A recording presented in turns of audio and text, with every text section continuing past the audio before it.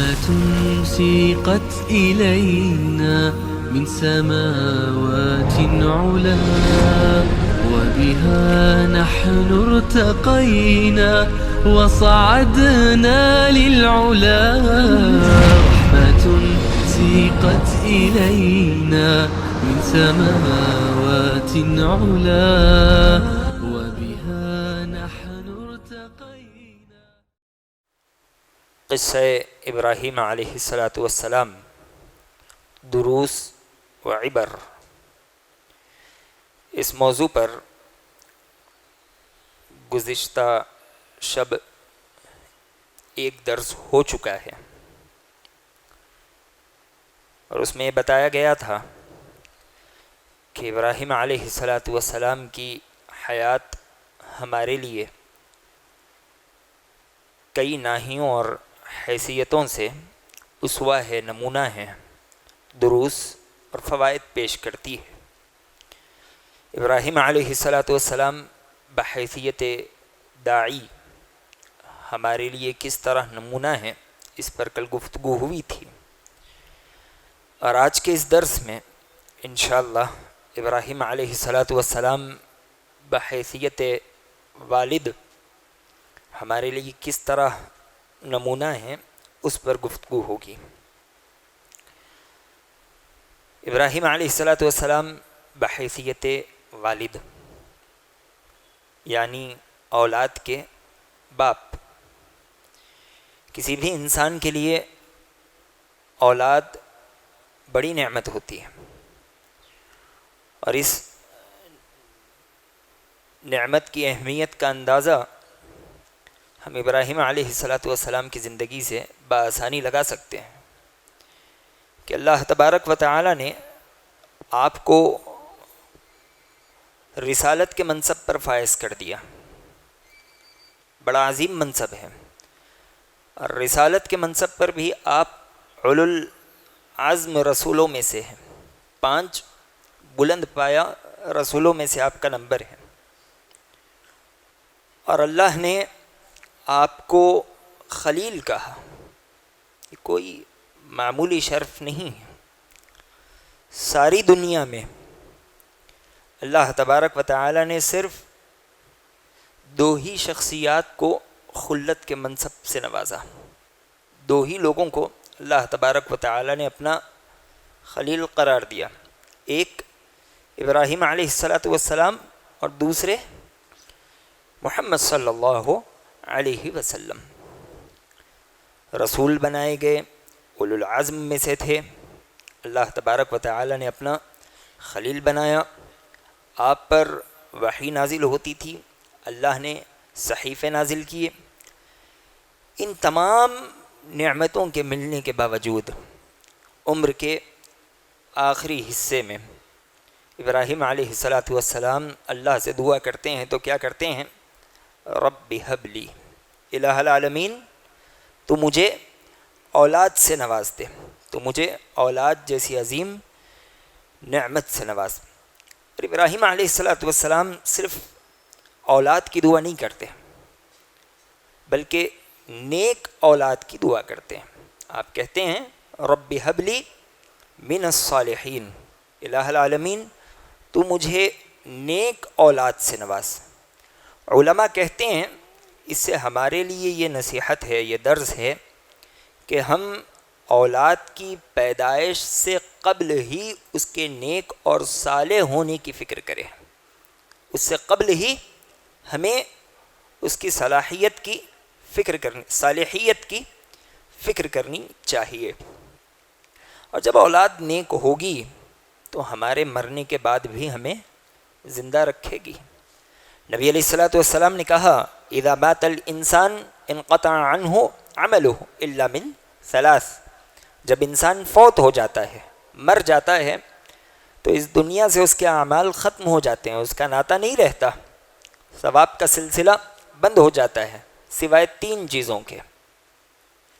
نبی علیہ السلام نے کہا من صدقۃ جاریۃ، صدقہ جاریہ، جب تک اس کا اثر باقی رہے گا اسے ثواب پہنچتا رہے گا. او علم ينتفع به، یا اس کا سکھایا ہوا علم جس سے فائدہ اٹھایا جا رہا ہو، یا اسی طرح ایسی چیزیں جو علمی میدان میں اس نے انجام دی ہیں اس سے فائدہ اٹھایا جا رہا ہو تو اس کا بھی ثواب ملتا رہے گا۔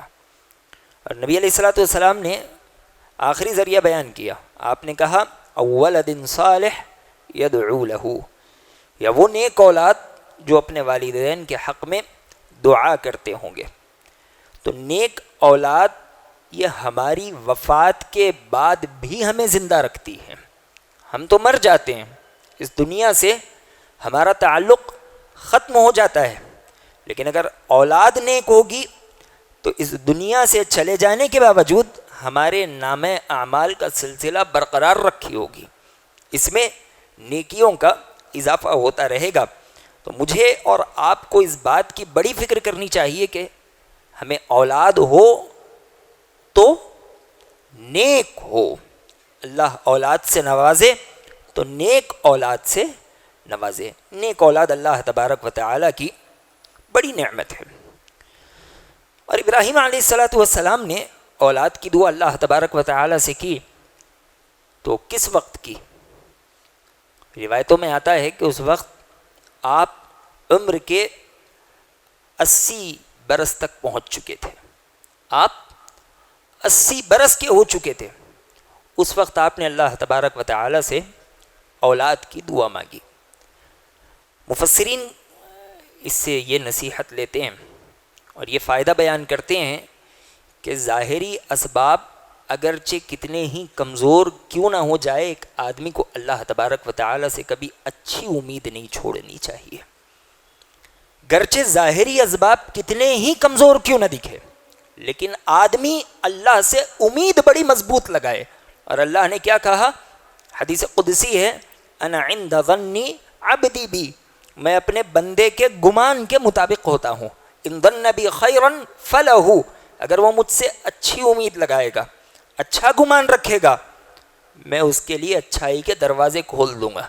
وَإِن ظَنَّ بِي شَرًّا فَلَهُ، اور اگر وہ مجھ سے بری امید لگائے، وہ نا امید ہو جائے، اللہ تبارک و تعالی نے کہا کہ پھر اس کے لیے میں ویسے ہی دروازے کھول دیا کرتا ہوں۔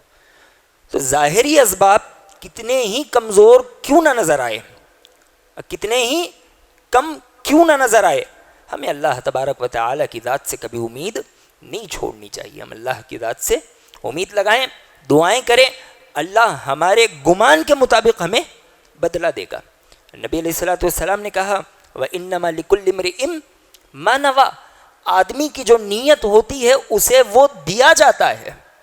تو ہمیں اس دنیا میں جو ملتا ہے ہماری نیت کے مطابق ملتا ہے، تو ہماری نیت بڑی مضبوط ہونی چاہیے اور اللہ تبارک و تعالی سے امیدیں بڑی مضبوط ہونی چاہیے۔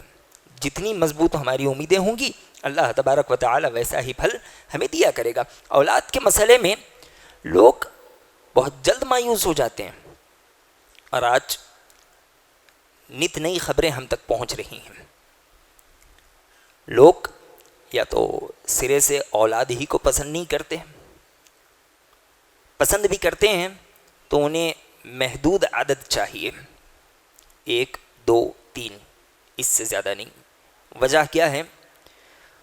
تو وہی ظاہری اسباب پر اعتماد، رزق کی کمی ہو جائے گی، گھر بار کیسے چلے گا، سب بچوں کا خرچ کیسے اٹھایا جائے گا۔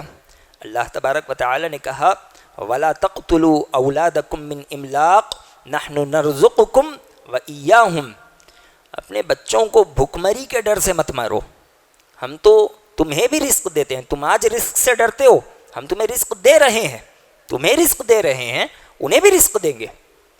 اگر تمہیں مستقبل میں بچوں کے رزق کا ڈر ہے تو اللہ نے دوسری جگہ کہا وَلَا تَقْتُلُوا أَوْلَادَكُمْ خَشْيَةَ إِمْلَاقٍ نَحْنُ نَرْزُقُهُمْ وَإِيَّاكُمْ، اب ڈر نہیں ہے، مستقبل میں ڈر ہے۔ اللہ نے کہا کہ بھوکمری کے ڈر سے بچوں کو مت مارو، ہم انہیں بھی رزق دیں گے، ہم تمہیں بھی رزق دیں گے۔ رزق دینے والی ذات اللہ تبارک و تعالی کی ہے۔ ہمارا اعتماد، ہماری نگاہیں ظاہری اسباب پر ٹک کر رہ گئی ہیں۔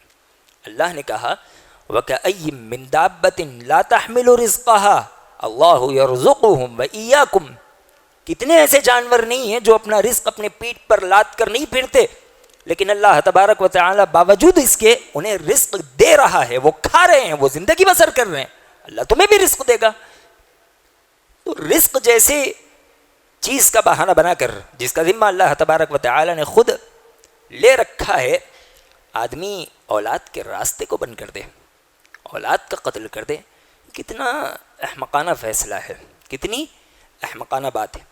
تو ابراہیم علیہ السلام کی زندگی سے ہمیں نصیحت ملتی ہے کہ ہم ظاہری اسباب پر اعتماد نہ کریں، اسباب اختیار کریں، یہ توکل کے منافی نہیں ہے، لیکن سارا اعتماد، سارا بھروسہ اسباب پر نہ کرے، بلکہ بھروسہ اللہ تبارک و تعالی کی ذات پر کرے۔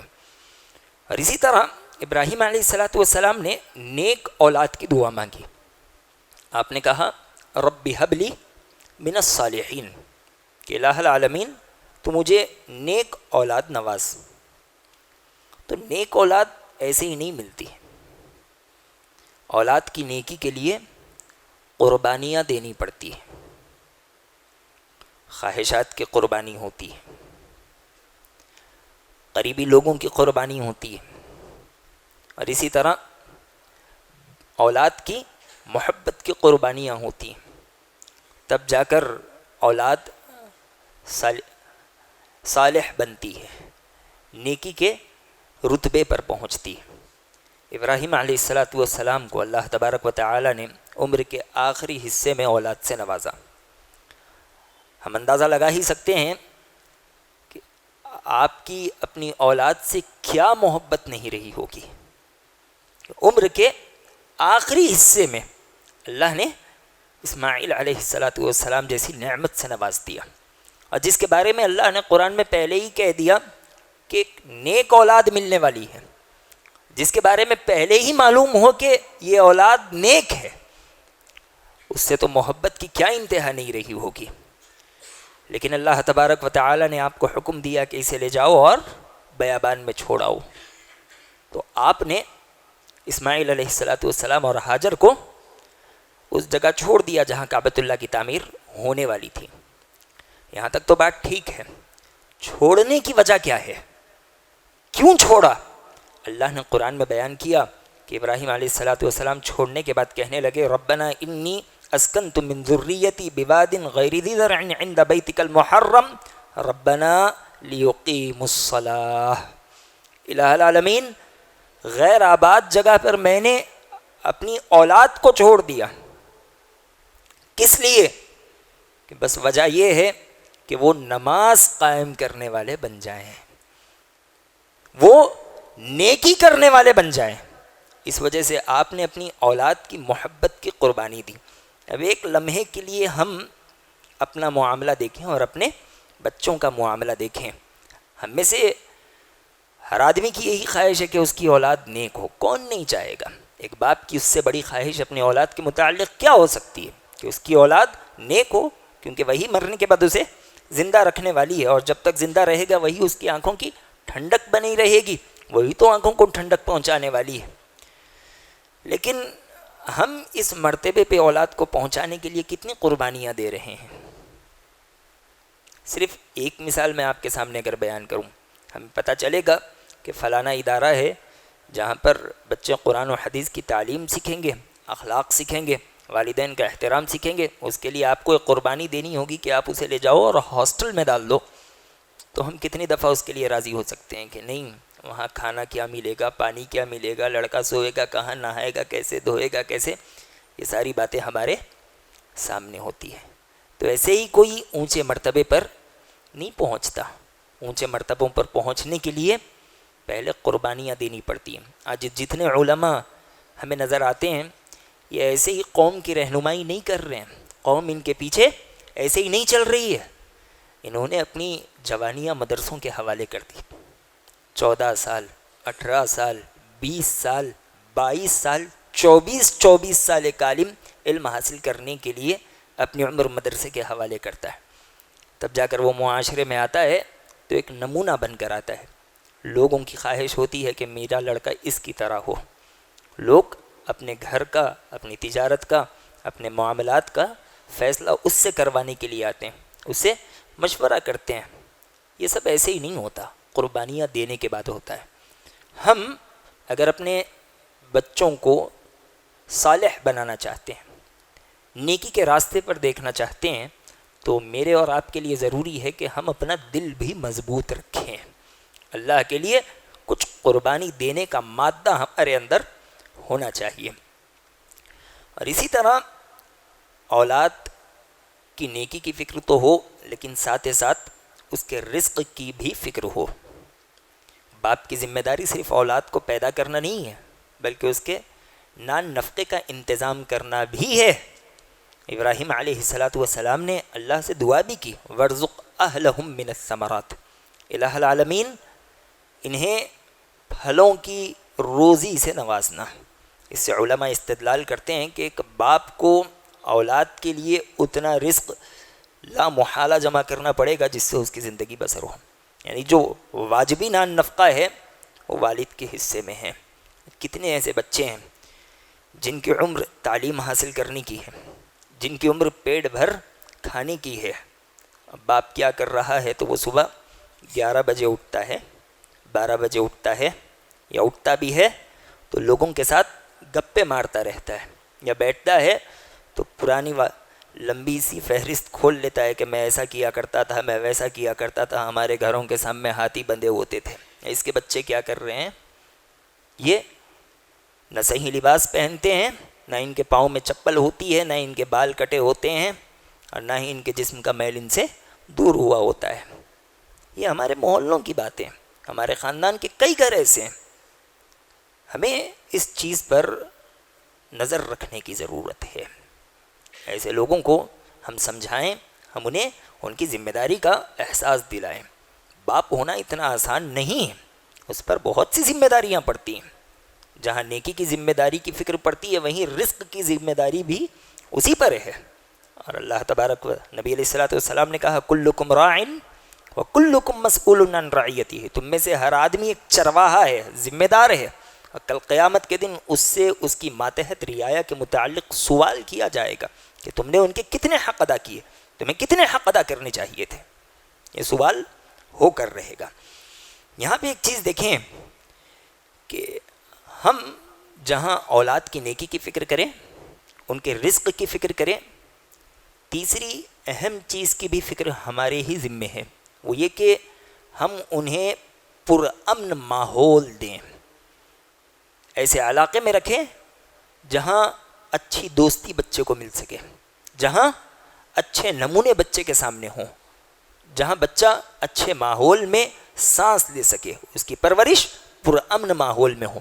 ابراہیم علیہ السلام نے کہا، رب اجعل ھذا البلد آمنا وارزق اہلہ. پہلے آپ نے اپنی بیوی اور بچے کو جہاں چھوڑا اس شہر کے امن و امان کی دعا کی، اور پھر اس کے بعد اپنی اولاد کے لیے رزق کی دعا کی. علماء کہتے ہیں اس سے پتہ چلتا ہے کہ اولاد کے لیے رزق سے زیادہ ضروری پرامن ماحول ہے. تو ہمیں اپنے بچوں کے پرامن ماحول کی فکر کرنی چاہیے. بہت سے دفعہ ہمارے گھر ایسی جگہ ہوتے ہیں جس علاقے کے متعلق سب کو معلوم ہوتا ہے، معروف بات ہوتی ہے کہ یہ ماحول پرامن نہیں ہے، یہاں بچوں کی تربیت اچھے سے نہیں ہو سکتی. لیکن اس وقت ہماری کیا بات ہوتی ہے کہ نہیں، ماں کا گھر تھا، باپ کا گھر تھا، ہمارا پورا خاندان اسی گھر سے آگے بڑھا ہے. لیکن اس بچے کی تربیت کیا ہو رہی ہے، ہمیں وہ بھی دیکھنے کی ضرورت ہے. پرامن ماحول یہ شخصیت کو بناتا ہے، اور جو ماحول پرامن نہ ہو وہ شخصیت کو بگاڑ دیا کرتا ہے. بچے کی پرورش بھی ویسے ہی ہوتی ہے. اور اسی طرح ایک اور چیز جو ابراہیم علیہ السلام کی زندگی سے ہمیں ملتی ہے وہ یہ کہ اللہ تبارک و تعالی سے بارہا اس بات کی دعا کرتے رہیں کہ وہ ہماری اولاد کو آنے والے فتنوں سے اور گناہوں سے بچاتا رہے. ابراہیم علیہ السلام بتوں کو توڑنے والے تھے، شرک سے مقابلہ کرنے والے تھے، اور اتنا آپ نے مقابلہ کیا کہ اللہ تبارک و تعالی نے آپ کے متعلق کہا، ان ابراہیم کان امہ. ابراہیم علیہ السلام اکیلے ایک امت ہیں، ایک امت کا کردار ادا کرنے والے ہیں. اور آپ کا اپنی اولاد پر خوف کیا ہے؟ آپ کہتے ہیں رب اجعل هذا البلد آمنا وجنبنی وبنی ان نعبد الاصنام. الہ العالمین مجھے اور میری اولاد کو بتوں کی عبادت سے بچانا. اس مقام پر پہنچنے کے باوجود آپ کو اس بات کا خوف ہے کہ کہیں ہم اس بدتر چیز میں نہ پڑ جائیں. ہمیں ہر وقت برائی سے ڈرتے رہنے کی ضرورت ہے. اسی لیے مربین کہتے ہیں کہ اپنی اولاد کو سونے کا نوالا کھلاؤ لیکن انہیں شیر کی نگاہ سے دیکھو. وہ کیا کر رہے ہیں, کہاں آ رہے ہیں, کہاں جا رہے ہیں, اس پر ہماری پوری نگاہ ہونی چاہیے. اور اللہ تبارک و تعالی سے دعا تو ہونی ہی چاہیے کہ الہ العالمین اسے ہر طرح کی برائی سے محفوظ رکھ, خاصتاً شرک و بدعت کی برائی سے. اور اسی طرح ابراہیم علیہ الصلوۃ والسلام کی زندگی بحیثیت والد ہمیں یہ درس دیتی ہے کہ الجزاء من جنس العمل, کہ آج جیسا کرو گے کل تمہیں ویسا ہی بدلہ ملے گا. اگر تم نے بادام بویا ہے تو کھیتی میں بادام ملے گا, اگر چنا بویا ہے تو کھیتی میں چنا ملے گا. بادام بو کر چنے کی امید, چنا بو کر بادام کی امید کرنا خام خیالی ہے, احمقانہ تصور ہے. اگر تمہیں بادام چاہیے تو بادام بونا ہوگا. آپ کی زندگی دیکھیے, آپ نے اپنے والد سے کہا تھا یا ابتی لا تعبد الشیطان, اے میرے ابا جان, یا ابتی, اے میرے ابا جان, بتوں کی عبادت مت کیجیے. اب آپ کے بیٹے کو دیکھیے, اسماعیل علیہ الصلوۃ والسلام نے کہا تھا یا ابتی افعل ما تؤمر, اے میرے ابا جان آپ کو جس بات کا حکم دیا گیا ہے آپ کیجیے. آپ نے اپنے والد کے لیے کہا تھا یا ابتی, اے میرے ابا جان. جواب میں بیٹا کیا کہہ رہا ہے, یا ابتی, اے میرے ابا جان. تو آج ہم جو کریں گے کل ہمیں وہی کچھ ملنے والا ہے. تو ہم اپنی اولاد کے لیے پہلے تو بہتر نمونہ بنے, اس طور پر کہ ہم اپنے والدین کے ساتھ بہتر معاملہ کریں. جیسا ہماری اولاد ہمیں کرتے دیکھے گی ویسے ہی ان کا معاملہ ہمارے ساتھ ہوگا. عبد المالک مجاہد حفظہ اللہ کی کتاب ہے والدین کے نام سے. اگر ہم وہ کتاب پڑھیں تو کئی دفعہ ہماری زبان رک جائے گی. اس میں کئی واقعات حالیہ دور کے ہیں کہ بہت سی ایسے بچے ہیں جنہوں نے اپنے والدین کے ساتھ صحیح رویہ نہیں رکھا, وہی معاملہ ان کے بچوں نے ان کے ساتھ کیا. بہت سے ایسے بچے ہیں جنہوں نے اپنے والدین کو اچھا معاملہ کرتے ہوئے دیکھا تو انہوں نے اپنے والدین کے ساتھ اچھا معاملہ کیا. اور کچھ دن پہلے ہم ایک ویڈیو واٹس ایپ پر گھومتا پھرتا دیکھ رہے تھے کہ ایک بیٹا ہے جو بوڑھے باپ کو لے کر آ رہا ہے, اور جیسے ہی وہ مسجد سے نکلتا ہے ریک سے چپل نکال کر اپنے والد کے قدم میں رکھتا ہے. اب اس کا چھوٹا بیٹا ہے وہ بھاگ کے جا کر چپل لا کے اپنے باپ کے سامنے رکھتا ہے. یہ کیا ہے؟ یہ الجزاء من جنس العمل, جو ہم نے بویا ہے وہ ہمیں ہی ملے گا. اگر ہم نے صحیح کھیتی کی تو پھل بھی صحیح ملے گا, اور اگر کھیتی صحیح نہ ہو تو پھر ہمیں صحیح پھل بھی نہیں ملے گا. اسی طرح اسی بات سے ہمیں پتہ چلتا ہے کہ باپ کے ساتھ گفتگو کا کیا ادب ہو. یا ابتی, باپ نے کیا کہا تھا, لَأَرْجُمَنَّكَ وَاهْجُرْنِي مَلِيًّا, ابراہیم تمہیں پتھر مار مار کر ختم کر دیا جائے گا. لیکن آپ نے کیا کہا تھا, قَالَ سَلَامٌ عَلَيْكَ سَأَسْتَغْفِرُ لَكَ رَبِّي, ابا جان ٹھیک ہے آپ پر اللہ کی جانب سے سلامتی نازل ہو جائے, میں آپ کے لیے اللہ سے استغفار کروں گا, اللہ سے دعا کروں گا. یہ باپ کے ساتھ احترام. اور اللہ نے قرآن میں کیا کہا, وَقَضَىٰ رَبُّكَ أَلَّا تَعْبُدُوا إِلَّا إِيَّاهُ وَبِالْوَالِدَيْنِ إِحْسَانًا إِمَّا يَبْلُغَنَّ عِندَكَ الْكِبَرُ أَحَدُهُمَا أَوْ كِلَاهُمَا فَلَا تَقُل لَّهُمَا أُفٍّ فَلَا تَقُل لَّهُمَا أُفٍّ. اللہ نے اپنے حق کے ساتھ والدین کا حق ذکر کیا, اور اس کے بعد اللہ نے کہا کہ اگر وہ بڑھاپے کی عمر کو پہنچ جائیں, چاہے ایک یا دو, تمہارا کردار یہ ہونا چاہیے کہ تم انہیں اف تک نہ کہو. آج مجھ سے اور آپ سے کتنے دفعہ ایسے کلمات اپنی زبان سے نہیں نکل جاتے. ماں کہتی ہے بیٹا ذرا کوتمیر لا دو, ابھی آیا میں باہر سے تھک گیا ہوں. ماں یہ مجھ سے نہیں ہوگا. با, یہ ہمارا کردار ہے. اللہ نے اسی سے منع کیا. اللہ نے کہا فلا تقل لہما اف، اف تک مت کہو. یہ نافرمانی کا سب سے حقیر درجہ ہے، لیکن والدین کے بالمقابل تم سے یہ چیز بھی سرزد نہیں ہونی چاہیے. جب تک وہ نیکی کے راستے پر ہیں، وہ تمہیں نیکی کی بات بتاتے رہتے ہیں یا ایسی بات بتاتے رہتے ہیں جو ان کے حقوق میں سے ہے، شریعت سے نہیں ٹکراتی، تمہیں سر خم کر کے رہنا چاہیے.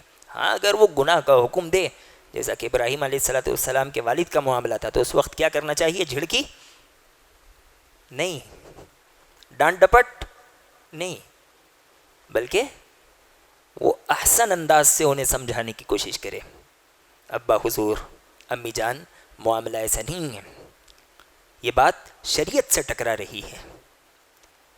یقیناً آپ ہمارے والدین ہیں، لیکن اللہ تبارک و تعالیٰ کا حکم ہے، اللہ کا حکم کسی سے پہلے، کسی کے آگے، کسی کے بعد نہیں ہو سکتا. اللہ کا حکم سب سے پہلے ہوگا. اس طرح کے احسن کلمات وہ اپنے زبان سے نکالے اور والدین کو سمجھانے کی کوشش کرے. بہت سے نوجوان آتے ہیں، آ کر کہتے ہیں کہ شیخ میں جہیز لینا نہیں چاہتا، والدہ زبردستی کر رہی ہے اور اس وجہ سے گھر میں جھگڑے ہو رہے ہیں. شیخ میں یہ کام کرنا چاہتا ہوں لیکن میرے والد مجھے روک رہے ہیں، جس کی وجہ سے کبھی کبھی ان سے بدتمیزی ہو رہی ہے. گرچہ وہ برائی کا حکم دے، لیکن ہمیں احسن انداز سے معاملہ کرنے کی ضرورت ہے. اسی طرح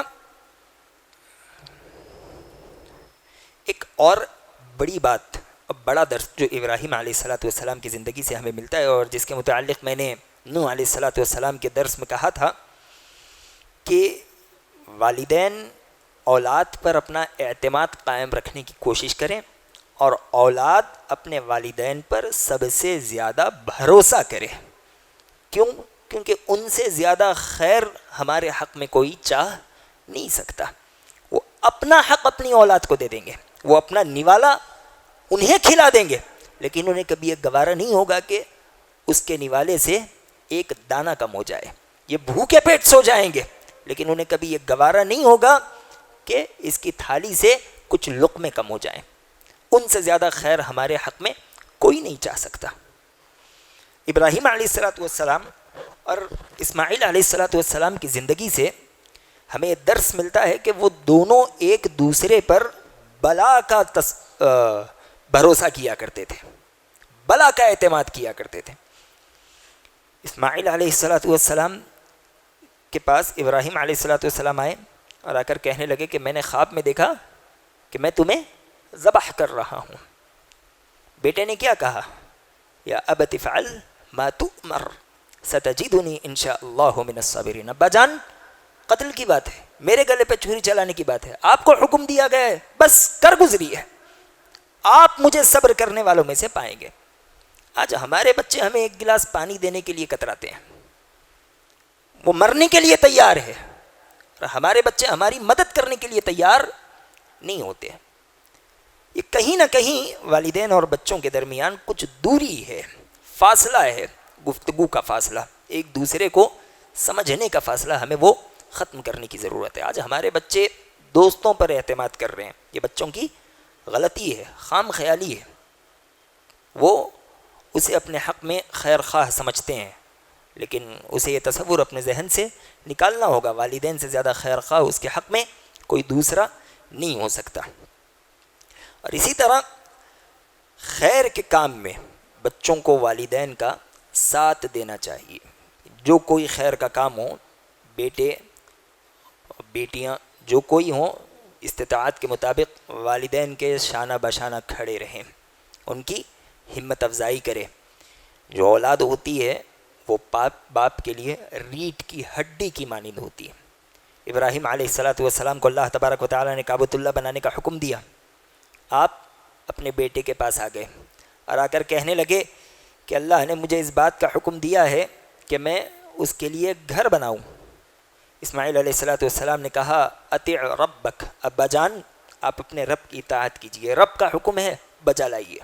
اس کے بعد آپ نے کہا انہ امرنی ان تعیننی، اسماعیل میرے رب نے مجھے یہ بھی کہا ہے کہ تم میری مدد کرو گے. اسماعیل علیہ السلام نے کہا اذن افعل، تو ضرور میں آپ کے ساتھ ہوں. آپ جو خیر کا کام کرو میں آپ کے شانہ بشانہ رہوں گا، آپ کا ساتھ دوں گا۔ اسماعیل علیہ السلام جوانی کی دہلیز پر قدم رکھ رہے ہیں اور کر کیا رہے ہیں؟ کعبۃ اللہ کی تعمیر۔ اور نتیجہ کیا نکلا کہ رہتی دنیا تک اللہ تبارک و تعالی نے ان کی نشانی برقرار رکھ دی۔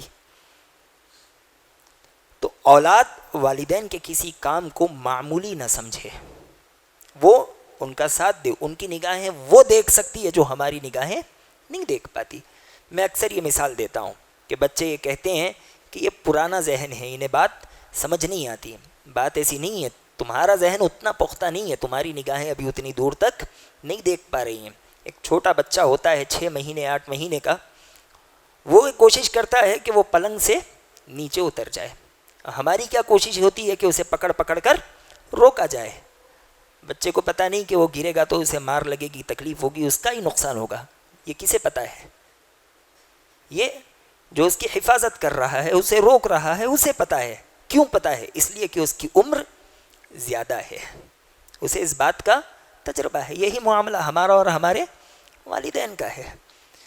ہم نے اتنے دھکے کھائے ہی نہیں ہیں، ہمارے پاؤں میں اتنے کانٹے ابھی تک چبھے ہی نہیں ہیں، ہمیں پتہ نہیں کہ کون سا راستہ ہمارے لیے خارزار ہے، کون سا راستہ ہمیں تکلیف دے گا۔ ہمارے والدین وہ راستہ پار کر چکے ہیں، تو وہ جس چیز سے ہمیں روکیں ہمیں رک جانا چاہیے۔ وہ جس چیز کرنے کا حکم دے اگر وہ شریعت سے نہ ٹکراتی ہوں تو ہمیں اسے بجا لانا چاہیے، اس میں خیر ہوگا۔ 1-2 باتیں کہتے ہوئے بس اپنی بات کو ختم کرتا ہوں کہ ابراہیم علیہ السلام اور اسماعیل علیہ السلام نے کعبۃ اللہ کی تعمیر کی۔ تعمیر کے وقت آپ لوگوں کا معاملہ کیا تھا؟ تعمیر کرتے جاتے اور اللہ سے دعا کرتے جاتے، ربنا تقبل منا، الہ العالمین ہم سے ہمارے اس عمل کو قبول کر لے۔ وہیب بن ورد رحمہ اللہ نے جب اس آیت کی تلاوت کی تو آپ زارو قطار رونے لگے اور روتے ہوئے کہنے لگے، یا خلیل الرحمن انت ترفع قوائم بیت الرحمن وانت تخاف اللہ یقبل منک۔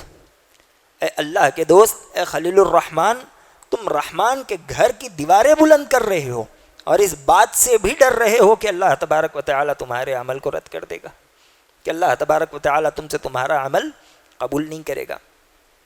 اور قرآن میں اللہ نے ایک دوسری جگہ کہا کہ والذین یؤتون ما اتوا وقلوبهم وجلۃ انہم الی ربہم راجعون، جو اللہ کی راہ میں صدقہ کرنے والے ہیں ان کی کیفیت یہ ہے کہ صدقہ کرتے ہوئے ان کے دل کانپتے ہیں، ڈرتے ہیں کہ وہ رب کی طرف پلٹنے والے ہیں۔ اما عائشہ رضی اللہ تعالیٰ عنہ نے جب اس آیت کی تلاوت کی تو نبی علیہ السلام سے کہنے لگی کہ اللہ کے نبی علیہ السلام کیا گنہگار ہیں، صدقہ بھی کر رہے ہیں، ڈر بھی رہے ہیں؟ نبی علیہ السلام نے کہا کہ لا یا بنت الصدیق ہؤلاء الذین یصومون ویصلون ویتصدقون ولکن یخافون اللہ یقبل منک۔ صدیق کی بیٹی عائشہ، معاملہ ایسا نہیں ہے، یہ تو وہ لوگ ہیں جو نماز پڑھتے ہوں گے، روزہ رکھتے ہوں گے، صدقہ بھی کرتے ہوں گے، لیکن ساتھ ساتھ انہیں اس بات کا خوف بھی لگا رہتا ہے کہ اللہ تبارک و تعالیٰ کہیں ان کا عمل ان کے منہ پر نہ مار دے، ان سے ان کا عمل قبول نہ کرے۔ رمضان کا مہینہ ہے، میرا اور آپ کا یہی معاملہ ہونا چاہیے کہ الہ العالمین ہم سے جو کچھ عمل ہو رہا ہے تو بس اسے شرف قبولیت سے نواز دے۔ اسلاف کے متعلق ہم نے سنا، تقریباً ہر سال سنتے ہیں کہ رمضان کے آنے سے 6 ماہ قبل وہ یہی دعا کرتے تھے کہ الہ العالمین تو ہمیں رمضان جیسی نعمت سے نواز دے۔ رمضان مل جاتا، جب رمضان چلا جاتا تو 6 ماہ بعد تک اللہ سے یہی دعا کرتے رہتے کہ الہ العالمین رمضان میں ہم نے جو کچھ عمل کیا ہے تو اسے قبول کر لے۔ تو یہ نیکوکاروں کی صفت ہے، یہ انبیاء علیہم السلام کی صفت ہے کہ عمل کرنے کے بعد وہ اس عمل پر اتراتے نہیں ہیں، اس عمل کا ذکر نہیں کرتے، اطمینان سے بیٹھ بھی نہیں جاتے، بلکہ اب انہیں خوف لگا رہتا ہے کہ کہیں ہمارا عمل ضائع نہ ہو جائے، کہیں ہماری محنتیں بیکار نہ ہو جائے۔ وہ اللہ سے ان محنتوں کا بدلہ مانگتے رہتے ہیں، ان کی قبولیت کی دعائیں کرتے رہتے ہیں۔ اسی طرح ابراہیم علیہ السلام کی زندگی میں اور بھی کچھ دروس ہیں، اگر موقع ملے اور مناسب لگے تو انشاءاللہ کل میں ان دروس کو آگے بڑھانے کی کوشش کرتا ہوں، اور اگر آگے کسی واقعے میں یہ دروس ہم مکمل کر سکیں تو پھر ہم دوسرے واقعے کو شروع کر لیں گے۔ اللہ تبارک و تعالی سے دعا ہے کہ الہ العالمین جو بھی باتیں کہی گئی ہیں سمجھتے ہوئے ان پر عمل کرنے والا بنا، آمین۔ وآخر دعوانا ان الحمد للہ رب العالمین، والسلام علیکم ورحمۃ اللہ وبرکاتہ۔ مسجد عباد الرحمن کے پلیٹ فارم سے ہونے والی دعوت و تبلیغ کے مشن کو آگے بڑھانے میں ہمارا بھرپور ساتھ دیں۔ علم و عمل سے ناطہ جوڑنے کے لیے اہل علم سے جڑیں۔ مسجد عباد الرحمن کے یوٹیوب چینل کو سبسکرائب کریں اور آگے شیئر کرنا ہرگز نہ بھولیں۔ فجزاکم اللہ خیر۔